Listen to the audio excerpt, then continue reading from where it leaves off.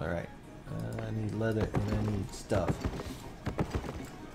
Also, a nice mechanic in the game, if you are riding and you jump off, all your skills go down on cooldown, so it avoids people running up on you on horses and jumping out and beat you without some kind of warning.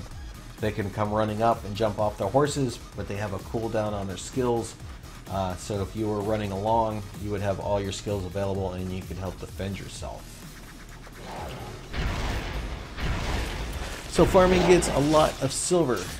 Farming currently takes a lot of silver, but you could, if you became a marketeer or a merchant, I should say, you can make money producing food, because all your territories and buildings require food to be able to be used. As you can see on the screen, some of your territories are low on food, and if your territory runs out of food, you can lose it. Another guild can come in. If we lost our guild area, if we could not pay the food, another guild could come in, pay I think 47,000 for the lot that we paid for, and they would have all our buildings at their current rate, and they would own our property, and we'd have to come back and fight them. So all your territories take food. Your crafting buildings have endurance, just like people, and a food, and you have to make sure they're high enough to be able to use the equipment. Your buildings also take, crafting buildings need to be repaired. They haven't quite implemented that yet, but your buildings can be needing some repair. So you need some decent farmers in your guild. We need a lot of farmers in our guild. Currently, yeah, we need a lot of farmers. Currently, our main farmer is out sick today, so we kind of have two backups. But everybody in the guild today has been having to go around and learn how to farm. And of course, at 0 level farming, all you can do is pick carrots and make carrot soup to help feed your territories. The higher your skill goes, you can do chickens and make grilled chicken and chicken salads and egg salads, because the chickens lay eggs. And you can continue down the line. Once you learn to grow chickens, you can grow pigs, so then you have pork stuff. Once you go pigs, I believe it's lambs, and then after lambs it becomes cows. So if you wanted to be a farmer or a merchant, you know, and you don't really want to do the player versus player battles, you know, you can say, hey, all I want to be is a farmer, and go through the farming tree. And then you say, hey, I'm going to be a cook. I'm going to be your farmer, and I'm going to be your cook. So I'm going to supply your meats and your food, because food not only feeds your territories, but you can also heal on it out of combat. And you can see over on the right hand side here, I just highlighted it. You can carry. Whoop, wrong button.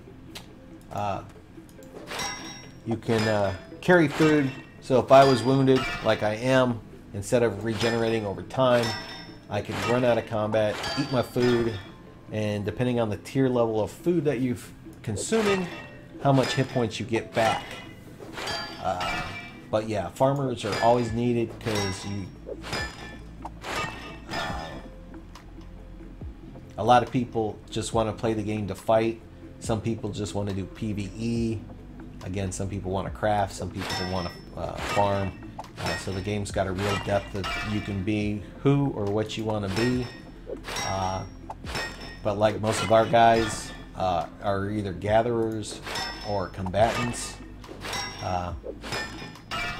So, you know, if you want to be a farmer, or say, hey, I want to be a 50% farmer and I just want to do PvE, player versus environment, and do dungeon runs with you guys, you know, you can work that out as well, so then you get the taste of both worlds. What is that fame that pops up? That fame that pops up is similar to experience points in all other games. is what fame is. And to level your skills, like you see at the bottom middle of my screen, these are the closest skills that I have that I will be capable of finishing next. Experience in a way, yes it is, Azcon.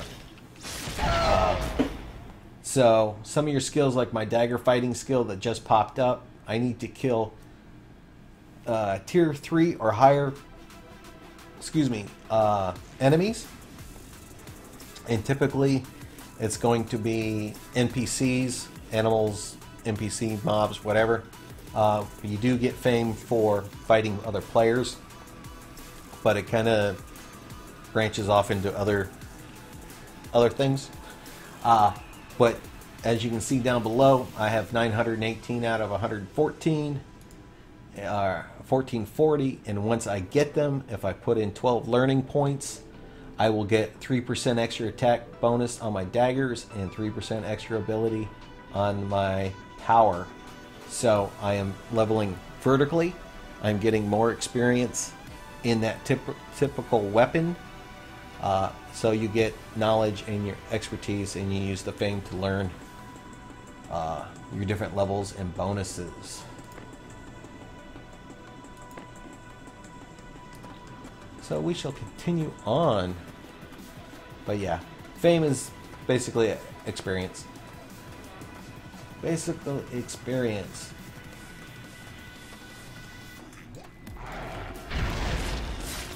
How do you get learning points? Learning points are currently generated at 100 points per day. You start off with, what was it? I think it was 500 points when you first enter the game, and you get 100 points a day. So when you first start out, you'll have learning points to start learning your skills. Some skills are free. Some skills, like I just showed you, will cost you 12 points. So on the Destiny board, you are not going to do all this stuff at one time. You kind of, like me, you can see the branches that I'm focusing on. And that's where you spend your learning points. Over time, yes, you could fill out the entire map. But it's going to be a long time. Because like I said, this one top skill down here takes 6,144 learning points. And you get 100 per day. So it's 615 days just to get that one skill. And you need almost 6,000 fame to use that skill. And each tier is not progressive. You start back at 0. So, you know, getting 6 million experience at 2 points at a time, it's going to take a long time. But yeah.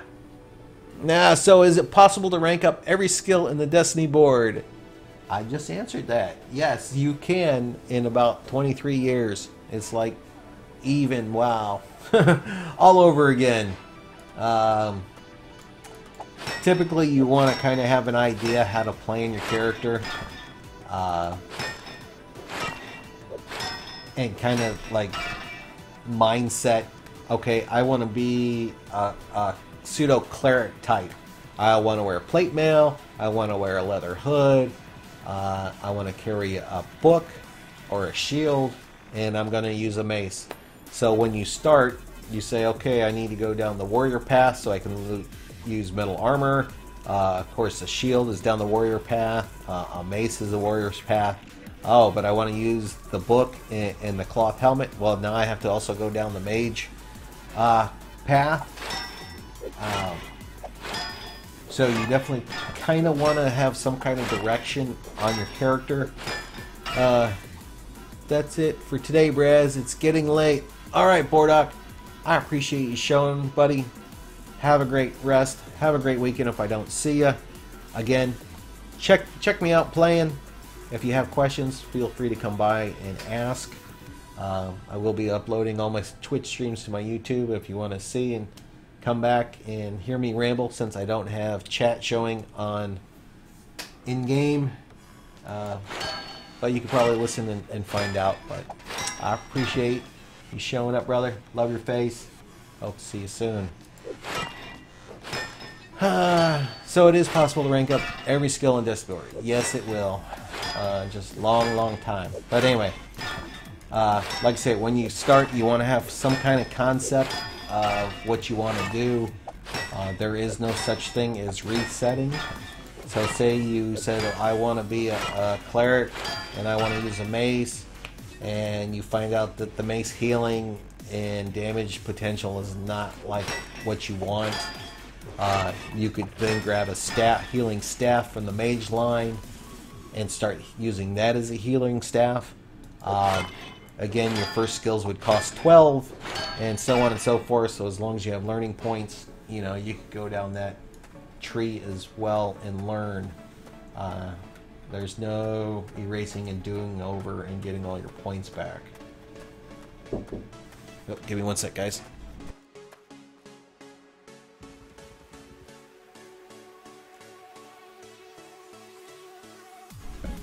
Anyway, I'm back. So, you know, try to have some kind of concept or idea of what you want to play. I'm currently making what I determine as a mage hunter. I'm planning, once I can get the materials to make 2 daggers, I'm going to be using twin daggers as my damage instead of a single in a book. I'm using plate chest for defense against melee because I'm going to be in the middle of combat trying to hit all their magic users. And I am wearing leather hood and leather feet to help offset the physical and magic resistance that each different armor style has. Because the way they developed the game, if you go total warrior in all plate, magic users will melt your face, but you have no magic resistance. But you're a total tank against melee damage. In reverse, if you go total cloth armor, you would have a high defense against magic spells, but anybody with a physical weapon will come in and eat your face. Leather armor right now is currently middle of the road. You get the best, well, 75% of both worlds. So you're middle of the road, but you kind of have a balanced magic and physical defense. I'm currently running 2 different types to help balance it off. I'm using a mage book, which currently helps increase my magical defense. So once I go with my twin weapons, I'm going to lose that portion of magical defense I have. But I'm hoping with my idea of speed boost and fast movements on my hoods and my